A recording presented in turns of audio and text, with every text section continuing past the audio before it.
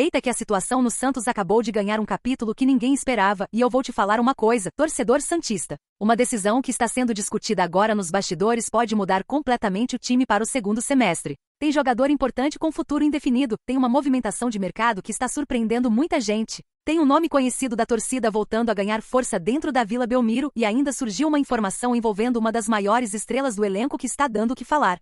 Olá, nação santista, tudo certo com vocês? Olha, eu confesso que quando comecei a apurar essas informações nem eu imaginava que tanta coisa estava acontecendo ao mesmo tempo nos bastidores do Peixe. E vou avisar desde já, as duas últimas notícias são as que mais estão repercutindo entre os torcedores e podem gerar muita discussão nos próximos dias. Então se tu ama o Santos de coração já deixa o seu like, porque isso ajuda demais o canal. Se inscreve se ainda não for inscrito e fica comigo até o final porque uma dessas situações pode influenciar diretamente o futuro do Santos nesta temporada. E eu quero saber se você concorda ou não com o que está sendo planejado nos bastidores da Vila. Agora presta atenção porque a primeira informação que surgiu hoje está deixando muita gente preocupada. A verdade é que o Santos chegou nesta pausa para a Copa do Mundo vivendo uma situação muito mais delicada do que o torcedor gostaria. Dentro de campo, o Peixe parou apenas um ponto acima da zona de rebaixamento do Campeonato Brasileiro. Fora dele, a crise financeira continua sendo um obstáculo enorme para a diretoria montar o elenco que Cuca deseja para o restante da temporada. E é justamente por causa dessa combinação de problemas esportivos e financeiros que algumas decisões difíceis estão começando a ser tomadas nos bastidores. Uma delas envolve um dos jogadores mais importantes do elenco atual, Gabriel Brazão. Segundo informações divulgadas pelo jornalista Ricardinho Martins, a permanência do goleiro na Vila Belmiro é considerada extremamente improvável, e o motivo não seria apenas financeiro. O clima interno envolvendo o atleta teria chegado a um ponto de desgaste que praticamente inviabiliza sua continuidade. Ricardinho foi direto ao afirmar: o Brazão não tem clima para seguir aqui. Os goleiros do Santos devem ficar sendo Diógenes, João Paulo, Falcão e João Pedro. Duvido que o Santos venda o Brazão e ainda gaste dinheiro para contratar outro goleiro. Essa declaração repercutiu fortemente entre os torcedores porque estamos falando de um atleta que vinha sendo considerado um dos principais ativos do clube. Mas quando observamos o cenário atual do Santos, tudo começa a fazer sentido. A diretoria precisa arrecadar recursos, reduzir despesas, aliviar a folha salarial e ainda resolver uma série de pendências financeiras que vem preocupando bastante os bastidores. O próprio Ricardinho destacou outro ponto que merece atenção. Segundo ele, vender Brazão não significa automaticamente que o Santos sairá contratando reforços de impacto.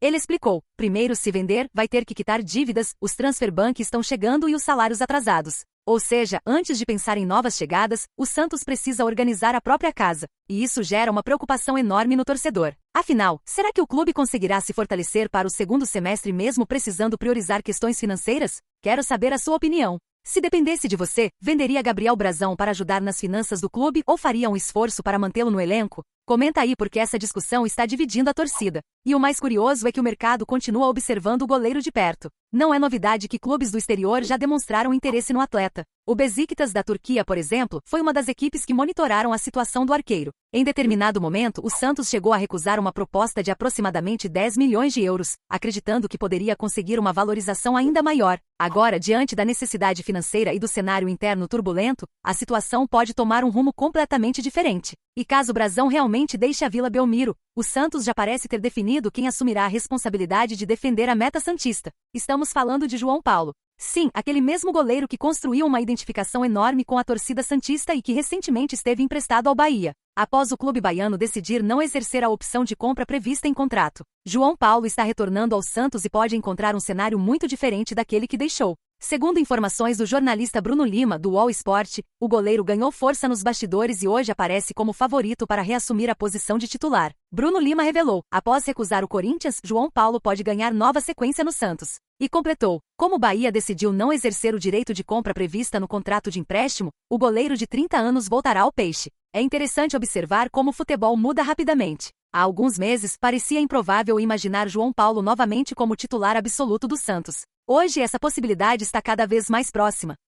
Claro que sua passagem pelo Bahia não foi exatamente brilhante. Ele não conseguiu se firmar como titular incontestável e acabou retornando sem o destaque que muitos esperavam. Mas existe um fator que pesa bastante a seu favor: sua história no Santos. João Paulo conhece a pressão da Vila Belmiro, conhece o peso da camisa santista e já demonstrou em diversas ocasiões que tem personalidade para suportar momentos difíceis. E convenhamos, o segundo semestre promete ser tudo menos tranquilo. O Santos terá jogos decisivos na Copa do Brasil, na Sul-Americana e ainda precisará lutar para subir na tabela do Campeonato Brasileiro. Não haverá margem para erros. E aí eu quero saber de você, se Brazão realmente sair, você aprova João Paulo como titular absoluto do Santos ou acredita que o clube deveria buscar outra solução para o gol? Escreve sua opinião nos comentários. Enquanto isso, a diretoria continua tentando encontrar alternativas para fortalecer o elenco sem comprometer ainda mais as finanças do clube. E foi justamente nesse contexto que surgiu um nome bastante interessante nos bastidores santistas. Estamos falando de Gustavo Scarpa. De acordo com informações divulgadas pelo jornalista Lucas Musetti,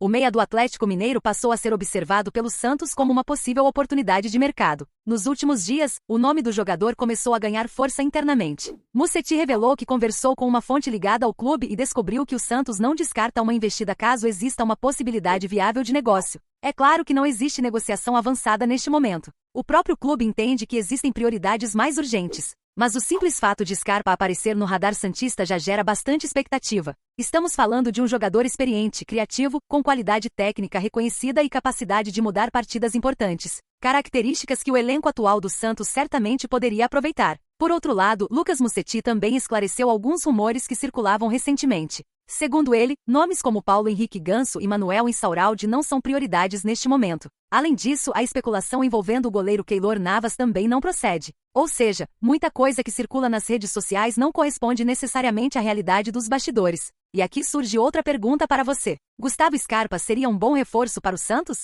Você acredita que ele poderia elevar o nível técnico da equipe no segundo semestre? Quero ler sua opinião. Mas enquanto a torcida sonha com reforços, Alexandre Matos resolveu colocar os pés no chão e mandar um recado bastante claro. Em entrevista concedida ao jornalista Wagner Frederico, o executivo santista reforçou aquilo que Marcelo Teixeira já vinha dizendo nos bastidores. O Santos não fará loucuras financeiras. Segundo o relato de Wagner Frederico, Matos afirmou: olha, tem muita especulação, muita coisa que não tem nenhum sentido. E essa declaração mostra exatamente qual será a postura do clube nesta janela. Nada de contratações irresponsáveis. Nada de comprometer ainda mais a situação financeira. Nada de apostas que possam gerar novos problemas no futuro. A prioridade será encontrar soluções inteligentes, principalmente através de empréstimos, oportunidades de mercado e negociações financeiramente sustentáveis. É uma estratégia que divide opiniões. Alguns torcedores entendem que é o caminho correto diante da situação financeira delicada. Outros acreditam que o Santos precisa ser mais agressivo para evitar sofrimento no restante da temporada. Mas existe um detalhe importante. Cuca já deixou claro internamente que espera reforços. Não necessariamente grandes estrelas. Não necessariamente contratações milionárias. Mas jogadores que encaixem em seu modelo de jogo e aumentem a competitividade do elenco. Inclusive surgiu a informação de que o treinador indicou o nome de Manuel Insaurralde, do São Lourenço. Entretanto, a negociação ainda não avançou ao ponto de ser considerada próxima de um acordo. E eu pergunto para você, você confia no trabalho de Alexandre Matos e acredita que ele conseguirá montar um elenco mais competitivo sem fazer loucuras financeiras? Comenta aí porque esse assunto está gerando muito debate entre os santistas. Mas nem todas as notícias que chegam da Vila Belmiro envolvem problemas ou incertezas. Existe também uma história extremamente positiva que merece destaque. E ela tem nome e sobrenome, Benjamin Roleiser. Se no início de sua trajetória pelo Santos o argentino era visto com desconfiança por parte da torcida, hoje o cenário é completamente diferente. Roleiser vive seu melhor momento desde que chegou ao futebol brasileiro, com 4 gols e 3 assistências em 28 partidas. O meia já superou os números que havia registrado anteriormente e se transformou em uma das peças mais importantes do setor ofensivo santista. E muito desse crescimento passa diretamente pelo trabalho de Cuca. O treinador encontrou uma função que potencializou as principais características do argentino. Atuando mais centralizado, participando da construção das jogadas e chegando mais próximo da área adversária, Roleiser passou a influenciar diretamente os resultados.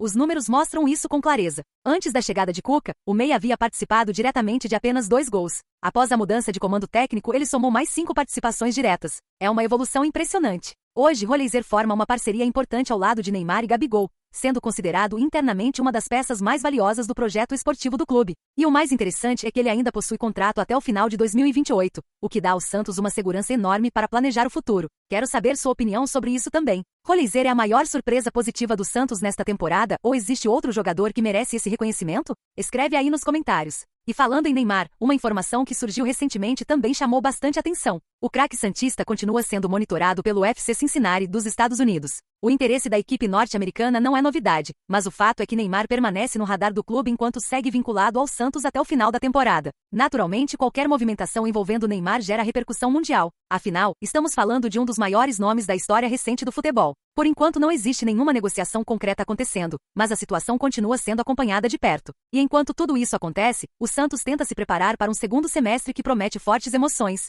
A equipe precisará reagir no Campeonato Brasileiro, precisará competir em alto nível na Copa do Brasil, e também sonha em avançar na Copa Sul-Americana. O primeiro desafio após a pausa será diante do Universidade Central, pela fase eliminatória da Sul-Americana. Um confronto que pode representar o início de uma recuperação importante ou aumentar ainda mais a pressão sobre elenco e diretoria. A verdade é que o Santos chega neste momento vivendo uma mistura de esperança e preocupação. Esperança porque jogadores como Roleiser estão crescendo, porque João Paulo pode reencontrar seu melhor futebol, porque reforços ainda podem chegar e porque Neymar continua sendo uma referência técnica dentro do elenco. Mas também preocupação porque a situação financeira continua delicada, porque vendas importantes podem acontecer e porque o time ainda precisa mostrar muito mais dentro de campo para tranquilizar a torcida. Os próximos meses serão decisivos, talvez mais decisivos do que qualquer santista imaginava no início da temporada. E agora eu quero saber a sua opinião sobre todas essas notícias. Você venderia a Brasão? Aprova João Paulo como titular? Gustavo Scarpa seria um bom reforço? Confia no trabalho de Alexandre Matos? E Roleiser é mesmo a maior surpresa positiva do Santos em 2026? Comenta tudo aqui embaixo porque eu vou ler a opinião de vocês. Se gostou das informações, deixa o like, se inscreve no canal e ativa as notificações para não perder nenhuma novidade do Peixe. E agora eu quero ver a voz da nação santista nos comentários. O que você faria se estivesse no comando do Santos neste momento?